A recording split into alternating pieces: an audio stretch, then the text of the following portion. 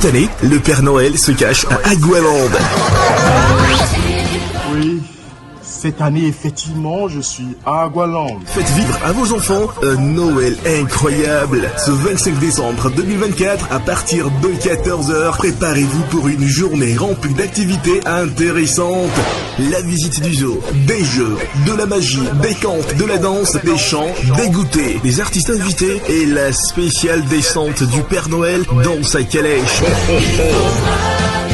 Inscription, participants simples, 12 000 francs CFA. Participants actifs, 15 000 francs CFA. Et pour les parents, 15 000 francs CFA.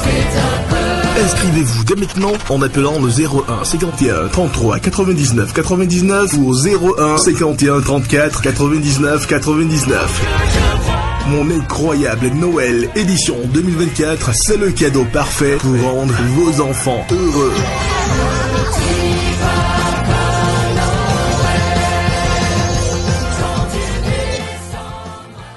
Vous l'avez tous entendu que j'ai proposé au Conseil des ministres qu'il a adopté de créer un collège des ministres conseillers. Depuis mon premier mandat et durant ce second-ci, vous avez dû constater que parfois nous faisons appel à des compétences non politiques pour conduire l'action du gouvernement. Le pays a besoin de deux choses pour bien fonctionner. Que la vision soit claire. Et la vision est définie par les élus qui exposent à leur population ce qu'ils comptent faire, comment ils voient les choses, et ceux-ci leur accordent leur confiance.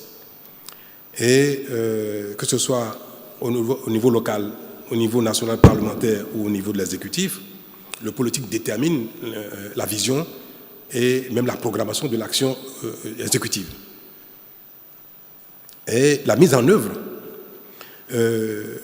requiert parfois des compétences qui ne sont pas politiques. Vous pouvez avoir besoin de certaines compétences dans le domaine de la santé, dans le domaine de la défense de la sécurité, dans le domaine du numérique, et parfois ces compétences n'ont pas du tout de chapeau politique. Parce que l'idéal serait que les acteurs politiques disposent des compétences qu'il faut à tous les niveaux.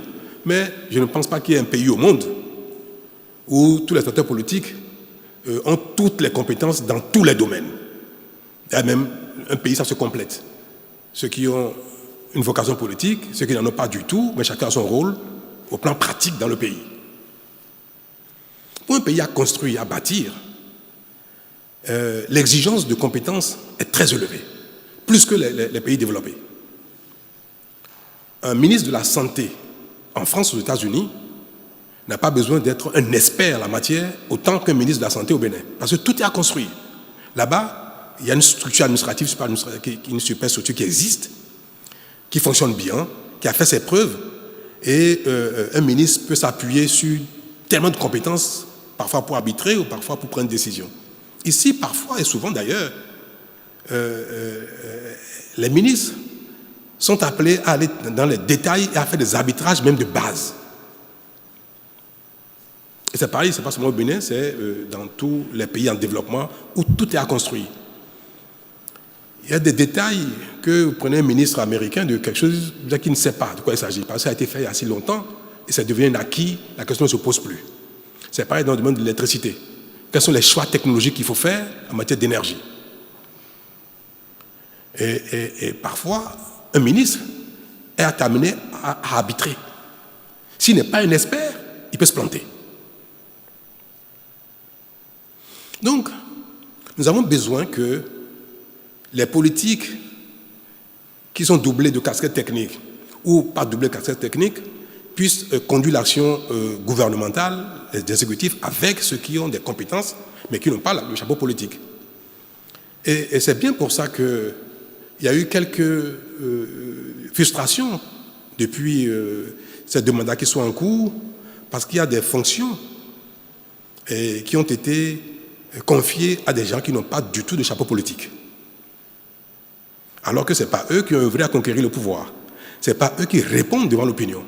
Donc quelqu'un met en œuvre une stratégie sans avoir le devoir de reddition de compte devant le peuple. Alors, j'ai toujours pensé qu'il faut qu'on trouve un moyen de compenser un peu cela. C'est cela qui a été décidé récemment, où nous avons dit que, au-delà de l'action de certains ministres, même que ce sont politiques, qui ont la tête dans le guidon au quotidien, qui sont tellement submergés que parfois, ils n'ont pas le recul qu'il faut pour apprécier leur propre action par rapport aux attentes des populations, par rapport à la vision ou par rapport même à l'avenir. Donc il serait bien que les ministres soient doublés de personnalités, de compétences, mais ayant un chapeau politique.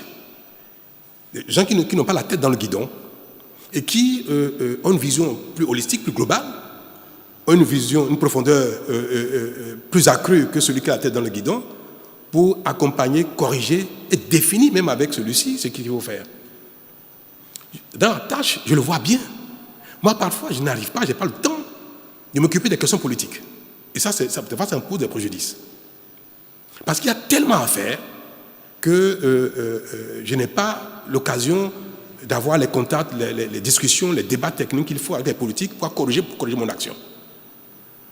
Il est impératif que ceux qui ont la tête dans le guidon aient aussi à leur côté des conseillers, à leur côté des gens qui portent la vision, qui connaissent les réalités du terrain, qui peuvent apporter les recommandations qu'il faut, relayer à ceux-ci ce qui est plus pertinent pour ajuster les choix et même faire le suivi de l'action gouvernementale sans avoir la tête dans le guidon. C'est ce qui a conduit à la mise en place de ce collège qui, pour le moment, on n'a pas encore pourvu aux diverses fonctions qui sont prévues là-dedans, mais ceux qui y seront les guides et faire le suivi de ceux qui sont en tête dans le guidon au quotidien. Voilà l'esprit. Mais ce sont les partis politiques qui devront pourvoir à ces nominations-là, parce que c'est l'action politique qu'on voudrait remettre au centre des choses pour déterminer, conduire, définir et faire le suivi de l'action exécutive. Merci.